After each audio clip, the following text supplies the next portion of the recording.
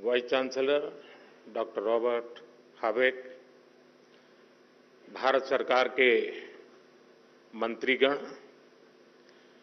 Asia Pacific committee of German business के chairman doctor Bush, Bharat, Germany और Indo Pacific देशों के इंडस्ट्री लीडर्स, देवी और सज्जनों, नमस्कार, गुटन टाग। साथियों, आज का दिन बहुत विशेष है। मेरे मित्र चांसलर शोल्ज चौथी बार भारत आए हैं, पहले मेयर के रूप में और 3 बार चांसलर बनने के बाद उनका यहां आना भारत जर्मनी संबंधों पर उनके फोकस को दिखाता है। 12 साल के बाद भारत में Asia Pacific conference of German business का आयोजन हो रहा है। एक तरफ यहां सीईओ की फोरम की बैठक हो रही है, दूसरी तरफ हमारी नौसेना साथ में अभ्यास कर रही है। गोवा में German naval ships port call पर है और अब से थोड़ी ही देर में भारत और जर्मनी के बीच 7वें इंटर गवर्नमेंटल कंसल्टेशन का भी आयोजन होना है। यानी हर कदम, हर मोर्चे पर भारत और जर्मनी की दोस्ती गहरी हो रही है। साथियों, ये साल भारत जर्मनी स्ट्रैटेजिक पार्टनरशिप का 25वां वर्ष है। अब आने वाले 25 वर्ष इस पार्टनरशिप को नई बुलंदी देने वाले हैं। हमने आने वाले 25 वर्षों में विकसित भारत का एक रोड मैप बनाया है। मुझे खुशी है कि ऐसे महत्वपूर्ण समय में जर्मन कैबिनेट ने focus on India document release किया है। विश्व की 2 सशक्त डेमोक्रेसीज, विश्व की 2 लीडिंग इकोनॉमीज साथ मिलकर कैसे फोर्स फॉर ग्लोबल गुड बन सकती हैं, फोकस ऑन इंडिया डॉक्यूमेंट में उसका ब्लूप्रिंट है। इसमें स्ट्रैटेजिक पार्टनरशिप को होलिस्टिक तरीके से आगे बढ़ाने की अप्रोच और कमिटमेंट साफ दिखता है।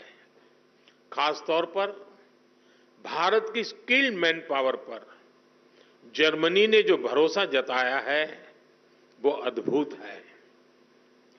जर्मनी ने स्किल्ड भारतीयों के लिए हर वर्ष मिलने वाले वीजा की संख्या 20,000 से बढ़ाकर 90,000 करने का फैसला किया है।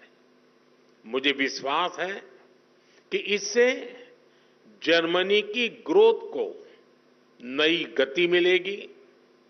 साथियों, हमारी आपसी व्यापार $30 बिलियन से अधिक के स्तर पर पहुंच चुका है। आज एक तरफ सैकड़ों जर्मन कंपनियां भारत में हैं, तो वहीं भारतीय कंपनियां भी तेजी से जर्मनी में अपनी प्रेजेंस बढ़ा रही हैं। आज भारत डाइवर्सिफिकेशन और डी रिस्किंग का सबसे बड़ा केंद्र बनता जा रहा है। भारत ग्लोबल ट्रेड और मैन्युफैक्चरिंग का भी हब बन रहा है। ऐसे में आपके लिए make in India, make for the world का ये सबसे उपयुक्त समय है। साथियों, ईयू और एशिया पैसिफिक क्षेत्र के बीच संबंध मजबूत करने में एशिया पैसिफिक कॉन्फ्रेंस का महत्वपूर्ण रोल रहा है।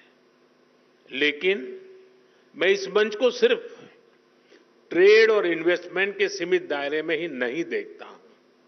मैं इसे इंडो पैसिफिक क्षेत्र और विश्व के बेहतर भविष्य की साझेदारी के रूप में देखता हूं। दुनिया को स्टेबिलिटी और सस्टेनेबिलिटी की जरूरत है, ट्रस्ट और ट्रांसपेरेंसी की जरूरत है। चाहे सोसाइटी हो या फिर सप्लाई चेन, हर मोर्चे पर इन वैल्यूज को बल देने की जरूरत है। इनके बिना कोई भी देश, कोई भी रीजन अपने बेहतर फ्यूचर की कल्पना नहीं कर सकता। इंडो पैसिफिक रीजन तो दुनिया के फ्यूचर के लिए बहुत जरूरी है। ग्लोबल ग्रोथ हो, पॉपुलेशन हो, स्किल्स हो, इस रीजन का कंट्रीब्यूशन और पोटेंशियल दोनों बहुत व्यापक है। इसलिए इस कॉन्फ्रेंस का महत्व और भी बढ़ जाता है। फ्रेंड्स, भारत की जनता एक स्टेबल पॉलिटी और प्रिडिक्टेबल पॉलिसी इकोसिस्टम को बहुत महत्व देती है। यही वजह है कि 60 साल बाद एक सरकार को लगातार थर्ड टर्म मिला है। भारत की जनता का ये ट्रस्ट बीते एक दशक में रिफॉर्म, परफॉर्म, ट्रांसफॉर्म वाली गवर्नेंस के कारण मजबूत हुआ है।